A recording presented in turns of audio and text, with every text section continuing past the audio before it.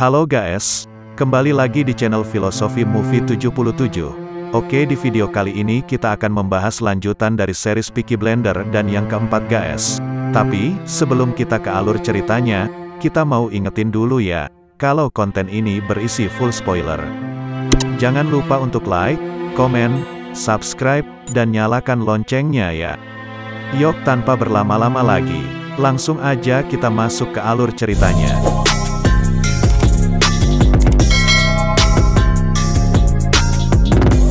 Season keempat ini, dibuka dengan memperlihatkan latar di kantor polisi. Seperti yang kita tahu, di akhir sistem sebelumnya, Arthur, John, Polly, dan Michael, telah ditangkap oleh polisi. Hari ini mereka berempat akan menjalani hukuman mati, atas tindakan kejahatan yang telah mereka lakukan. Di tengah keputusasaan saat itu, polisi tiba-tiba membatalkan hukuman mereka. Jadi tepat sebelum hukuman dimulai, Thomas telah mengirimkan surat pada Hakim Agung, yang bertuliskan bahwa semua anggota keluarganya telah dijebak. Ia juga menambahkan, jika keluarganya mendapatkan hukuman, maka raja juga akan terseret dalam masalah ini. Mengetahui hal itu, Hakim Agung pun langsung memutus bawahannya, untuk melepaskan semua anggota keluarga Shelby. 1 tahun kemudian, Thomas Shelby, terlihat mengunjungi sebuah hotel, dan bertemu dengan Lizzie. Di sana Lizzie memberikan laporan perusahaan, dan daftar kegiatan yang akan dilakukan oleh Thomas. Sudah setahun lamanya, Thomas tidak bertemu dengan Arthur, John, dan Bibi Polly, karena mereka memilih untuk memulai kehidupan baru yang jauh lebih tenang. Thomas tidak mempermasalahkan hal itu, karena ia juga tidak bisa memaksa keluarganya untuk tetap berbisnis. Di markas Peaky Blinders, ada Michael, yang masih setia menjadi bawahan Thomas. Di sana, ia melaporkan beberapa masalah di pabrik Peaky Blinders, yang ditimbulkan oleh seorang kepala buruh wanita yang bernama Jessie Eden. Setelah itu, Thomas bertanya pada Michael mengenai keadaan Bibi Polly. Michael menjawab, ia masih sama seperti sebelumnya. Sejak setahun belakangan ini, Bibi Polly sering berhalusinasi dihantui oleh anaknya, dan orang-orang yang pernah ia bunuh. Ia juga masih marah pada Thomas, dan tidak pernah mau bertemu dengannya. Di sisi lain yaitu, di kediaman John Shelby terlihat ada Shelby, yang sedang berkunjung. Ia baru saja pulang dari Amerika, menjalani bisnis Peaky Blinders yang ada di sana. Kembali ke kantor, Jessie Eden akhirnya datang menemui Thomas. Ia di sana sebagai perwakilan para buruh wanita, untuk menyerukan ketidakadilan yang mereka dapatkan di pabrik Peaky Blinders. Ia mendesak Thomas untuk memberikan upah yang layak bagi semua pekerja wanita. Thomas kemudian mengatakan, ia akan dengan senang hati menaikkan upah mereka, namun itu artinya, upah pekerja lelaki juga akan diturunkan. Hal itu pun membuat Jessie ketar-ketir, karena itu sama saja berarti Thomas ingin mengadu domba para pekerja. Sesampai di rumah, Mary menyerahkan beberapa surat yang diterima kepada Thomas. Di antara semua surat itu, Thomas terkejut melihat salah satu surat yang dikirim oleh Luca Changrita. Yaps, Luca adalah putra sulung Tuan Changrita yang sebelumnya telah ditembak mati oleh Arthur. Thomas tahu betul, surat itu adalah ancaman dari Luca yang akan balas dendam pada keluarga Shelby. Sesuai dugaan Thomas, surat yang sama juga diterima oleh Bibi Polly, keluarga Arthur, dan juga keluarga John. Luca, saat ini adalah seorang bos mafia, jadi tak heran ia memiliki informasi detail tentang kehidupan semua anggota keluarga Shelby. Setelah mengunjungi John, ada juga mengunjungi Arthur Shelby. Dia sekarang menjalani bisnis peternakan di rumahnya, bersama dengan Linda, dan anak mereka yang bernama Billy. Di tengah pertemuan itu, Arthur mendapatkan telepon dari John, terkait kiriman surat dari Luca Changrita. Arthur yang mengetahui hal itu pun merasa panik. Jadi, ia pun meminjam pistol dari Ada untuk berjaga-jaga. Di pelabuhan Liverpool, terlihat beberapa lelaki misterius baru saja datang dari New York. Yap, mereka adalah Luca Changrita dan beberapa anak buahnya. Setelah pergi dari rumah Arthur, Ada langsung bergegas ke rumah Thomas Shelby. Di sana mereka pun membicarakan tentang surat dari Luca Changrita. Sama seperti Ada, Thomas juga sangat mengkhawatirkan keselamatan mereka semua. Dari laporan Moss, juga diketahui membawa sekitar 10 orang pemilu yang akan membantunya. Oleh sebab itulah, Thomas berpikir untuk mengajak semua keluarganya kembali berkumpul di Birmingham, agar mereka bisa saling melindungi satu sama lain. Karena jika mereka terpisah seperti ini, maka luka akan lebih mudah menyerang mereka. Dia kemudian memberikan sebuah pistol untuk Ada, agar ia juga bisa melindungi diri. Setelah Ada pergi, Mary kembali menemui Thomas untuk menanyakan kapan acara makan malam akan dimulai. Karena Mary terus menyebutkan tentang koki baru di rumah, Thomas pun mulai penasaran. Ternyata koki baru di rumah Thomas berasal dari Italia. Namun, bukan itu saja yang mencurigakan. Asisten koki itu ternyata adalah orang suruhan Sabini. Thomas kemudian menyuruh kepala koki untuk memanggil asistennya, dan begitu asisten itu masuk, Thomas langsung mencari cabik tubuhnya hingga tewas. Thomas sengaja membiarkan kepala koki tetap hidup, dan dia disuruh menyampaikan pesan kepada Sabini. Keesokan harinya, Thomas mengirim Michael untuk pergi menjemput John dan Esme. Semua keluarganya segera berkumpul di Birmingham, agar mereka semua tetap aman. Sayangnya, Esme menolak ajakan Michael, hingga akhirnya saat mereka sibuk berdebat, anak buah Luka tiba-tiba muncul dan menembak John, serta Michael berkali-kali. Serangan itu pun, akhirnya merenggut nyawa John Selby. Sementara, Michael berada dalam kondisi yang kritis. Kematian John membuat semua anggota keluarga Selby marah dan bersedih. Dengan kematian John, Esme juga memutuskan untuk keluar dari keluarga Selby dan membawa anaknya kembali ke Clanley.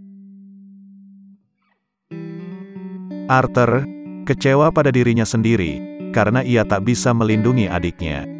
Sementara Thomas, meskipun ia juga merasa terpukul, namun ia tetap berusaha menguatkan saudaranya yang lain.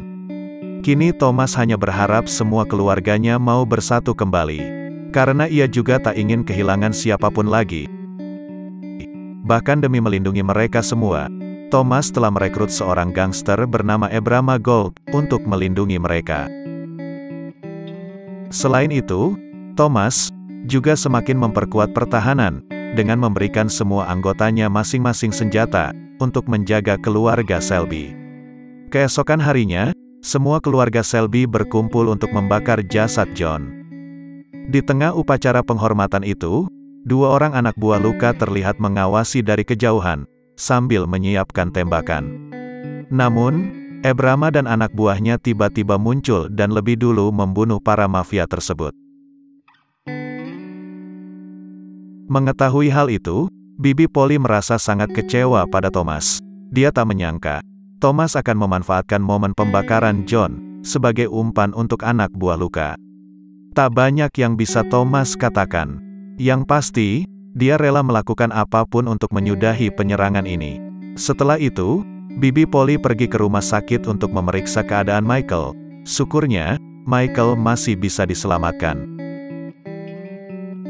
Karena kini ia sudah melewati masa kritis, Bibi Polly mengajak Michael untuk segera pindah ke Australia, agar mereka bisa hidup dengan aman.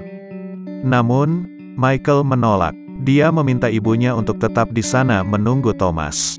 Karena, bagaimanapun juga di situasi seperti ini, Thomas sangat membutuhkan mereka. Jika semua urusan itu sudah selesai, Michael berjanji, dia akan ikut dengan ibunya kemanapun ia pergi. Setelah itu, Bibi Polly pun pergi menemui Thomas. Ia memperingati Thomas untuk selalu menyelidiki semua orang di sekitar mereka, termasuk Ebrama. Di pabrik, Ebrama meminta Thomas untuk merekrut anaknya yang bernama Bonnie, dan menjadi bagian dari Peaky Blinder. Nah, sebelum merekrut Bonnie, dia diharuskan untuk bertarung melawan petinju kelas berat dari Peaky Blinder. Di awal pertarungan, Bonnie terlihat lemah karena lawannya memiliki tubuh yang jauh lebih besar. Namun, siapa sangka, di balik penampilan culunnya, Bonnie adalah seorang petinju yang sangat berbakat. Bahkan, Petinju kelas berat saja mampu ia taklukkan. Thomas dan Arthur melihat Bonnie memiliki bakat tinju yang luar biasa. Mereka pun berjanji akan mempromosikan Bonnie, sehingga ia bisa mengikuti kejuaraan tinju yang jauh lebih besar. Pada malam harinya, Mouse menitipkan pesan pada Thomas melalui Linda. Ia mendapatkan kabar bahwa badan intelijen di London sedang menyelidiki beberapa orang, dan ada Selby menjadi nama teratas dalam daftar pencarian. Ia dituduh akan membawa revolusi di Birmingham. Sesampai di ruangannya, Thomas kedatangan seorang tamu. Ia adalah Luca Changrita. Entah bagaimana caranya, Luca bisa masuk dengan sangat mudah ke dalam pabrik Peaky Blinder.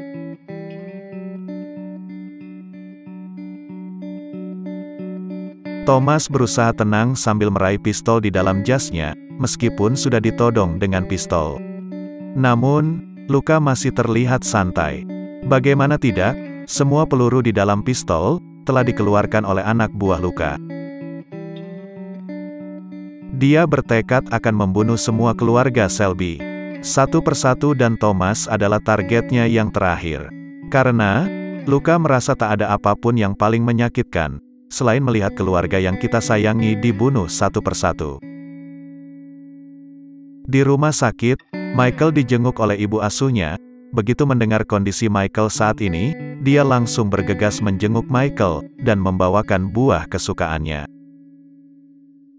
Setelah itu, semua anggota keluarga Selby berkumpul di rumah sakit, untuk menjenguk Michael, sekaligus membahas sesuatu yang penting. Mereka sempat menunda rapat itu selama beberapa menit untuk menunggu Arthur, namun sayangnya ia tak kunjung datang. Ya, tentu saja semua ini adalah ulah Linda, yang sengaja merayu Arthur agar ia tidak bisa menghadiri rapat keluarga. Alhasil, Thomas pun terpaksa memulai rapat tanpa kehadiran Arthur. Di sana, mereka membahas beberapa teknis terkait perusahaan keluarga, di mana posisi Michael saat ini akan digantikan untuk sementara waktu, dan peresmian minimalis kembali ke bisnis Selby. Selain itu, mereka juga membahas tentang Luca Changrita. Thomas berencana akan menyebarkan foto keluarga Changrita di seluruh kota. Nah, bagi siapapun yang bisa melaporkan keberadaannya, maka akan diberikan hadiah. Di pabrik, Arthur diminta oleh salah satu pegawainya untuk memeriksa publisher. Sampai di sana, Arthur langsung mengusir beberapa orang yang sedang membuat kekacauan. Saat Arthur akan pergi, ia tiba-tiba diserang oleh dua anak buah Luca. Beruntung Arthur berhasil menghindar, kemudian balik menyerang, dan memburu kedua anak buah tersebut. Lagi-lagi Arthur Selby harus melanggar janjinya pada Tuhan. Karena ia sudah berjanji untuk tidak membunuh siapapun. Kembali ke pabrik, Thomas bertemu dengan Arthur. Di sana, Arthur pun memberitahu Thomas bahwa ia baru saja membunuh dua anak buah Luca. Arthur menjadi emosional karena pembunuhan itu, jadi ia pun marah dan pergi begitu saja. Pada malam harinya, Thomas langsung menyelidiki kepala pabrik yang bernama Devlin. Thomas mencurigai Devlin telah bersekongkol dengan Luca, sehingga Luca bisa mengirimkan anak buahnya untuk membunuh Arthur. Namun, Devlin menolak dan mengatakan bahwa ia mencurigai dua orang Italia yang mengikuti pesta komunis. Mendengar hal itu, Thomas langsung bergegas ke rumah Jesse yang merupakan salah satu anggota Partai Komunis. Di sana Thomas pun menunjukkan foto-foto keluarga Changrita dan menyuruh Jesse untuk menunjuk siapa orang di foto itu yang ia temui di pertemuan komunis sebelumnya. Namun Jesse menjawab, ia tidak tahu apapun.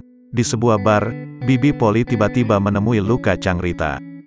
Secara mengejutkan, ia menawarkan kesepakatan dengan Luca, di mana Luca boleh membunuh Thomas.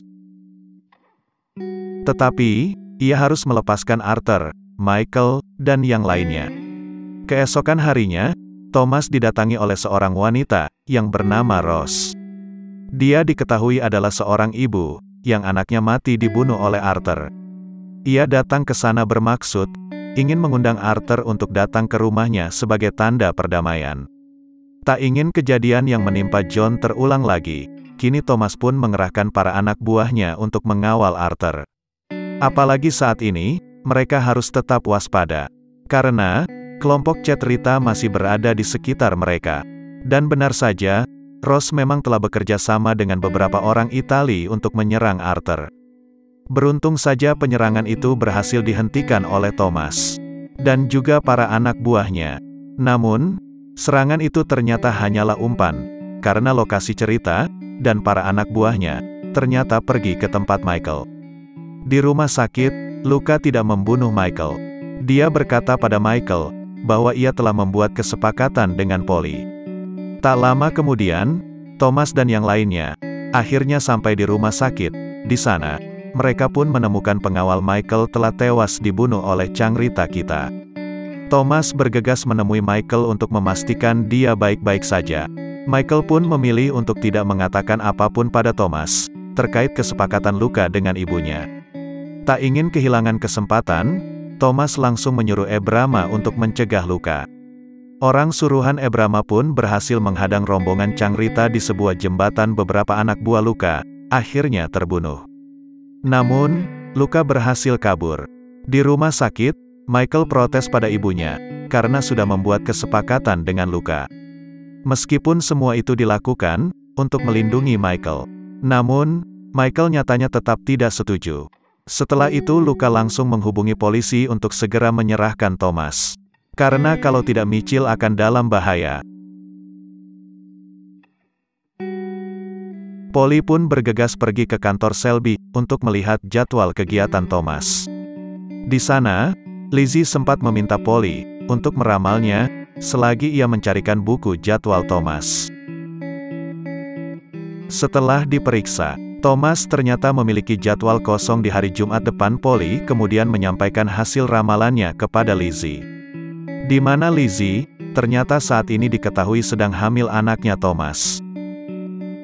Di waktu yang sama, Thomas sedang memeriksa perkembangan Bonnie di ring tinju. Dari kesaksian sang pelatih, Bonnie dianggap sudah siap untuk mengikuti turnamen tinju kelas menengah.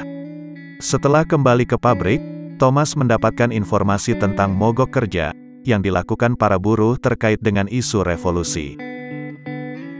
Mengetahui hal itu, Thomas langsung menghubungi Ada dan memintanya untuk menyelesaikan permasalahan tersebut. Ada langsung menemui pemimpin para demonstran. Siapa lagi kalau bukan Jesse, dan dia kemudian mengajak Jesse untuk minum bersama. Di sebuah bar yang mereka datangi, sebenarnya adalah bar khusus laki-laki. Namun, saat Ada dan Jesse memasuki bar, sang pelayan tidak bisa melarangnya. Karena, Ada adalah bagian dari keluarga Selby. Mereka tentunya tidak mau barang mereka dihancurkan dalam semalam kalau berani mengganggu keluarga Selby. Di dalam bar itu, Ada memberikan sebuah undangan khusus dari Thomas untuk Jesse. Di sana mereka rencananya akan membahas tentang tuntutan-tuntutan yang diajukan oleh para buruh, terutama terkait dengan kesetaraan hak antara pekerja laki-laki dan juga pekerja perempuan. Keesokan harinya, tiba di Birmingham. Di sana, ia membawa seorang petinju yang bernama Goliath. Rupanya Thomas berencana ingin mengadu kemampuan Bonnie dengan melawan Goliath di atas ring tinju. Singkat cerita, hari Jumat pun akhirnya tiba. Thomas yang saat itu baru selesai menjenguk Michael, terlihat diikuti oleh mobil rombongan Chang Rita, yang sudah siap dengan senjata lengkap. Thomas yang merasakan kehadiran Chang Rita berhenti di sebuah lokasi perumahan penduduk di sana. Thomas ternyata sudah menyiapkan senjata untuk melawan para geng Chang Rita. Serangan itu pun berhasil menumbangkan salah satu anggota Chang Rita. Kesempatan itu pun dimanfaatkan oleh Thomas untuk bersembunyi. Luka dan para anak buahnya, tentu saja tidak tinggal diam. Mereka, juga akhirnya ikut masuk ke dalam perumahan untuk membunuh Thomas. Aksi tembak-tembakan pun akhirnya terus terjadi. Thomas berkali-kali berhasil membunuh anak buah Luka, hingga tersisa Luka dan satu anak buahnya. Tepat sebelum aksi pembunuhan itu terjadi, para polisi tiba-tiba datang dan menghentikan mereka di rumah Thomas. Dan Polly mengumumkan pada semuanya, bahwa penyerangan hari ini memang sudah mereka rencanakan. Thomas sengaja menyuruh Polly untuk mendekati Luka, agar mereka bisa mempersiapkan semuanya. Meskipun hari ini Thomas gagal membunuh Luka, namun, ia telah berhasil membunuh 3 anak buahnya. Setelah semuanya pergi, Lizzie mendekati Thomas dan mengatakan bahwa ia sedang mengandung anaknya. Thomas yang mendengar hal itu, kesulitan mencerna perkataan Lizzie. Namun, meskipun begitu, Thomas berjanji akan menjaga Lizzie dan bayinya, serta memastikan bayi mereka mendapatkan masa depan yang cemerlang. Di London, Changrita terlihat menemui Alfie Solomon. Ia ingin membuat kesepakatan dengan Alfie Solomon untuk menyelinapkan beberapa anak buahnya dalam pertandingan tinju antara Goliath melawan Bonnie. Kesempatan itu tak ingin disia-siakan oleh Luka, agar ia bisa balas dendam kepada Thomas. Permintaan itu tentu saja tidak gratis. Alfie meminta Luka menyiapkan sejumlah uang dan menyelundupkan minuman setiap bulannya ke New York. Di Birmingham, para tentara tiba-tiba datang dan menangkap Ada Selby. Dia ditangkap karena dicurigai sebagai salah satu tokoh di balik isu revolusi. Kecurigaan ini mencuat setelah Ada Selby terlihat minim bersama dengan Jesse, dan di sebuah bar mendengar hal itu, Ada pun berusaha menjelaskan situasi yang sebenarnya. Di mana ia sudah keluar dari Partai Komunis sejak kematian Freddie Front. Dan untuk masalah pertemuannya dengan Jesse, semua itu semata-mata hanyalah urusan bisnis. Mendengar hal itu, Kolonel Ben, yang akhirnya membebaskan Ada. Pada malam harinya, Ada menceritakan semua itu kepada Thomas. Tak disangka, Kolonel Ben ternyata dikirim oleh Raja melalui Kursil untuk membantu Thomas. Thomas diminta untuk menelusuri para petinggi Partai Komunis melalui Jesse Eden. Nah, untuk merayu Jesse Eden, Thomas pun memanfaatkan karisma dan ketampanannya. Jesse pun diundang untuk makan malam berdua dengan Thomas, agar jadi mau mengungkapkan siapa petinggi Partai Komunis yang menjadi dalam revolusi. Selain itu, Thomas juga mengabulkan permintaan Jesse terkait dengan kesetaraan antara pekerja laki-laki dan pekerja wanita. Singkat cerita, hari pertandingan tinju antara Bonnie dan Goliath akhirnya tiba. Semua anggota Peaky Blinders dan Yahudi datang memeriahkan pertandingan tersebut. Di tengah-tengah pertandingan itu, perhatian Arthur tiba-tiba tertuju pada 2 orang yang berada di dekat tinju. Entah mengapa ia merasa, kedua orang itu seperti tidak memperhatikan pertandingan, melainkan seperti sedang mengawasi situasi. Karena kecurigaan itulah, Arthur pun mengikuti salah satu dari mereka yang beranjak pergi dari kerumunan penonton.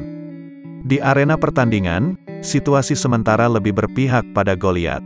Saat itu, Bonnie tampak kewalahan karena tubuh Goliath jauh lebih kekar daripada tubuhnya. Meskipun begitu, Bonnie tetap tidak menyerah, dan bertekad ingin memenangkan pertandingan tersebut. Kembali ke Arthur, ia yang ada di dalam perlahan-lahan berjalan sambil menyiapkan senjata. Tiba-tiba saja seseorang menyerang Arthur dan menjerat lehernya. Saat orang itu akan menembak Arthur, Thomas pun datang dan lebih dulu menembaknya. Sayangnya Thomas ternyata terlambat, karena Arthur sudah meninggal dunia. Bersamaan dengan itu, Bonnie ternyata berhasil membalikkan keadaan dan memenangkan pertandingan melawan Goliath. Nah, kemenangannya tidak bisa dirasakan oleh keluarga Selby, karena mereka masih terkejut dan sedih atas kematian Arthur. Setelah ditelusuri, mereka pun menemukan satu penyusup lainnya. Penyusup itu pun kemudian disiksa dan matanya dicongkel oleh Finn. Thomas yang emosi, naik ke atas ring dan menembakkan senjatanya. Ia memerintahkan semua orang untuk diam di dalam arena, agar bisa diperiksa. Keesokan harinya, keluarga Selby mengadakan acara pembakaran mayat Arthur. Di tengah acara itu, Nyonya Changrita tiba-tiba datang sambil membawa bendera putih, tanda perdamaian. Ia kemudian menawarkan kesepakatan pada Thomas. Untuk menyudahi semua pembunuhan ini, Nyonya Cerita meminta keluarga Selby untuk menyerahkan semua bisnis mereka. Jika Thomas menolak, maka Luka tidak akan pernah berhenti, sampai ia bisa membunuh mereka semua. karena tak ingin kehilangan keluarganya lagi, Thomas pun akhirnya terpaksa menyetujui kesepakatan tersebut. Keesokan harinya, Luca Cengrita pun datang dengan gagah berani ke pabrik Peaky Blender. Ia menyiapkan surat perjanjian yang menyatakan bahwa Thomas Shelby telah setuju untuk menyerahkan semua perusahaannya kepada Luca. Thomas kemudian diperintahkan untuk menandatangani surat perjanjian itu sambil berlutut di hadapannya. Sebelum menandatangani perjanjian itu, Thomas mengatakan pada Luca bahwa untuk mengalahkan sesuatu yang kuat, mereka harus menemukan bantuan pada orang yang lebih kuat. Pesan itu disampaikan karena ia sebenarnya sudah membayar orang-orang suruhan Luca agar bisa membunuh Luca, sekaligus merebut semua bisnis yang ia jalani. Luca, yang mendengar hal itu pun, langsung marah besar. Dia kembali dikejutkan dengan kehadiran Arthur, yang ia pikir sudah tewas. Thomas sengaja menyembunyikan kematian Arthur, agar ia bisa menyerang balik Luca Cengrita. Kesempatan itu pun diberikan kepada Arthur, agar ia bisa membalas kematian John Shelby dengan satu tembakan saja. Luca Cengrita pun tewas di tangannya.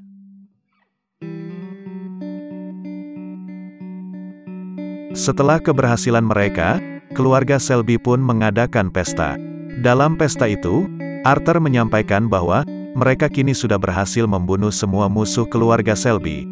Kini sudah saatnya bagi Thomas dan yang lainnya untuk mengambil cuti sementara, agar mereka bisa beristirahat setelah peperangan panjang. Sebelum mengambil cuti, Thomas tidak lupa menyelesaikan permasalahannya dengan Alfie Solomon. Ia tahu bahwa Alfie telah bekerja sama dengan Luca untuk menyelundupkan beberapa orang dalam pertandingan tinju tempo hari. Tak ingin membuang waktu, Thomas pun langsung menghabisi Alfie Solomon.